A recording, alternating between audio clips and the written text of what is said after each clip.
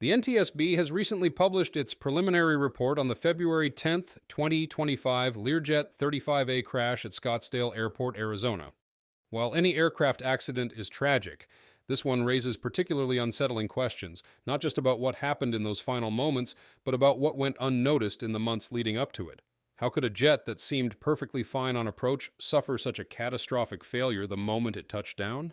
And why did a routine maintenance procedure performed nearly 8 months earlier hold the key to this disaster? The answers reveal a sobering reality about the hidden dangers of overlooked details in aviation safety. Let's see what we have.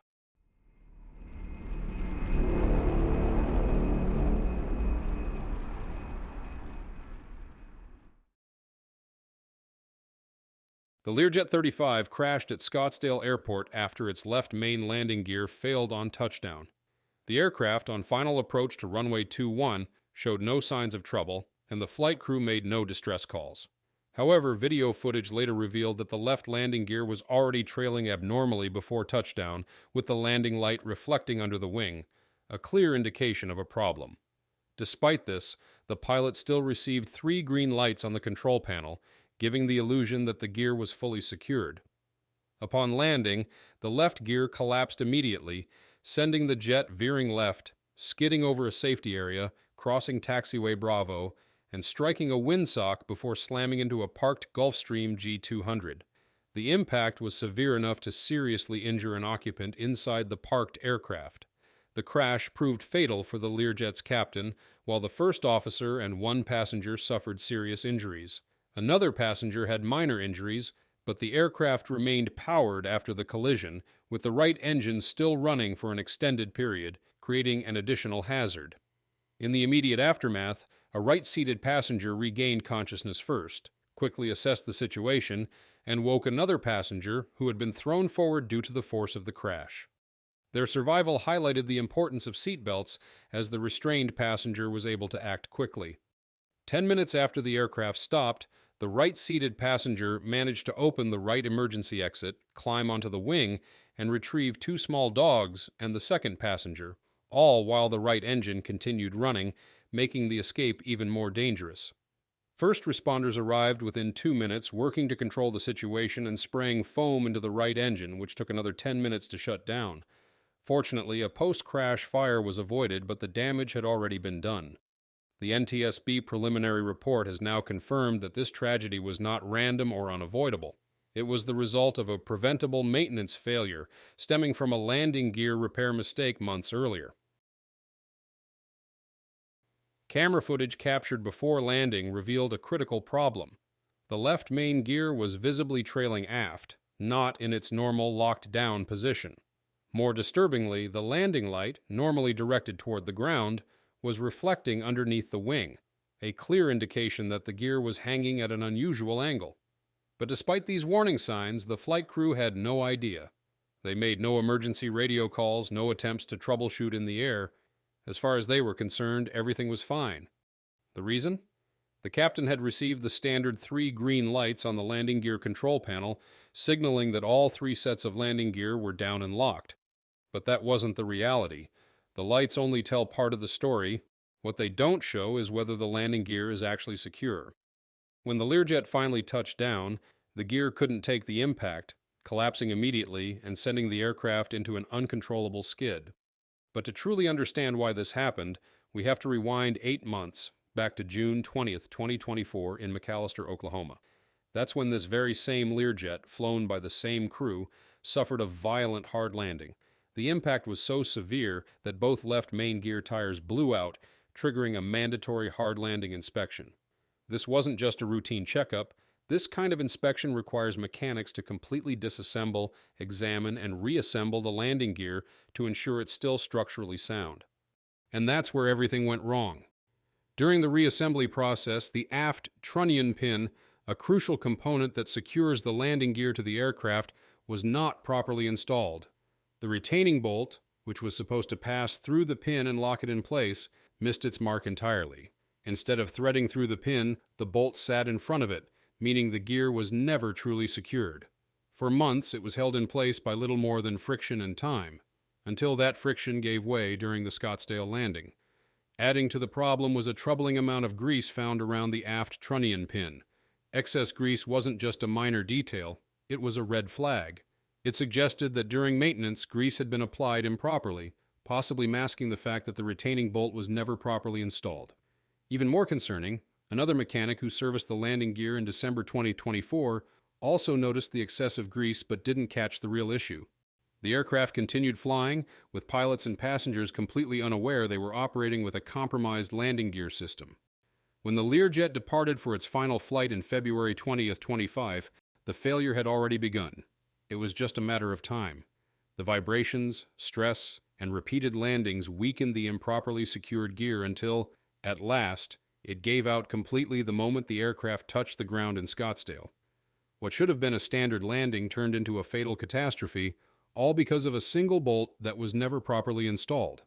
And that leads to the real question: how did such a crucial mistake go unnoticed?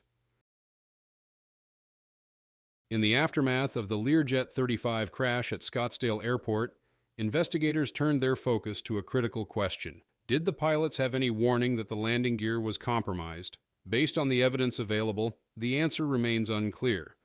Normally, a safe landing gear deployment is confirmed by 3 green lights on the flight deck signaling that the gear is down and locked. If something is wrong, an unsafe indication should appear, alerting the crew to a potential issue. However, in this case, despite the left main gear being misaligned and essentially dangling before touchdown, there was no indication that the pilots had noticed anything unusual.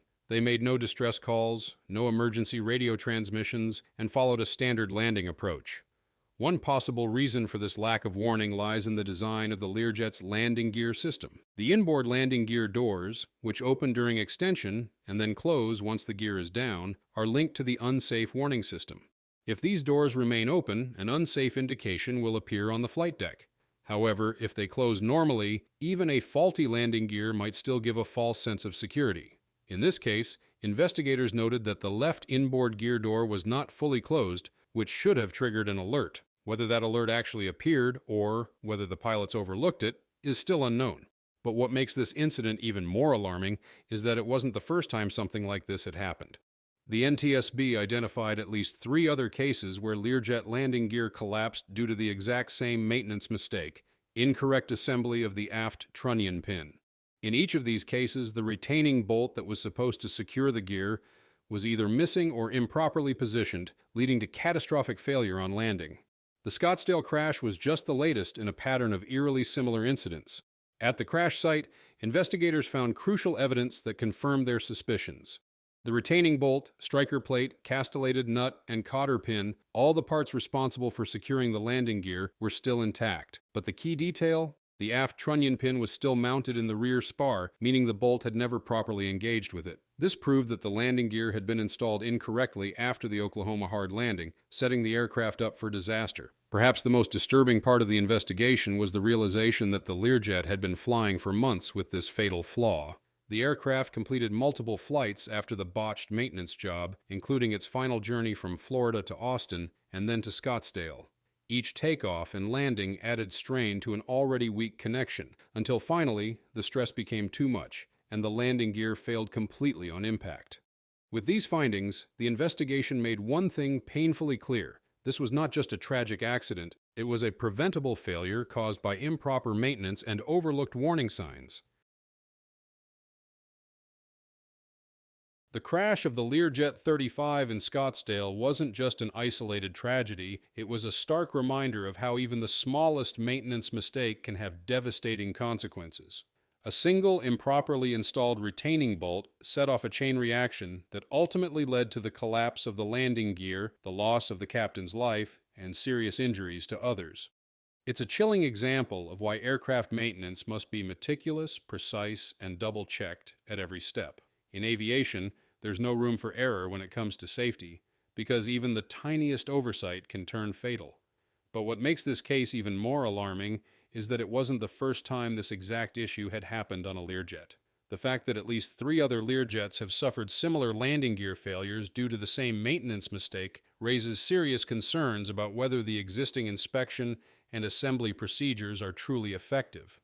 Are mechanics being given the right training? Are there gaps in the quality control process? If the same error keeps happening, it's clear that something needs to change. This incident also reinforced some crucial lessons in aviation safety. First, the importance of wearing a seatbelt can't be overstated. One passenger was thrown forward on impact, but because they were restrained, they survived. It's a simple habit that can mean the difference between life and death. Second, pilots, mechanics, and operators must adopt a proactive approach to maintenance. That means not just following the manual, but also recognizing patterns of failure and improving procedures to prevent history from repeating itself. In aviation, waiting for a disaster to reveal a flaw isn't an option. Flaws must be caught before they cost lives. And finally, this tragedy wasn't about pilot error. The captain was operating under the assumption that everything was fine. But it serves as a powerful reminder that sound judgment, from mechanics to flight crews to regulators, is the most critical factor in aviation safety. As for the investigation, the full picture isn't complete yet. The NTSB is still working through all the data, and a final report with their official conclusions is expected in about a year. But one thing is already clear: this crash wasn't inevitable. It was preventable. And it's up to the aviation industry to make sure it never happens again.